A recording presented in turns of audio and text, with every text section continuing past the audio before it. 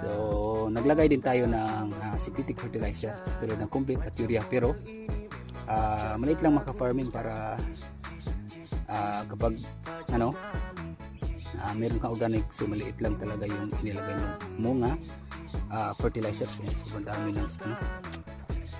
dami ng sagbot. So yan, dito naman sa kanyang puno maka-farming, tinanggalan natin siya ng mga sanga dito. So dito na natin sila patutubuin sa itaas maka-farming. So yan, dapat talaga tanggalan nyo yung mga sanga dito. Kapag meron kayo makita bunga, so pinakaunang bunga pa tulad dito, tanggalin nyo muna. So yan, kapag hindi niyo ito tanggalin yung nutrients na galing sa lupa o sa ating organic o sa ating pataba, so dito na mag-focus sa kanyang pinakauna nga bunga maka-farming. So dito hindi na siya yayabong o mulabong maka-farming kapag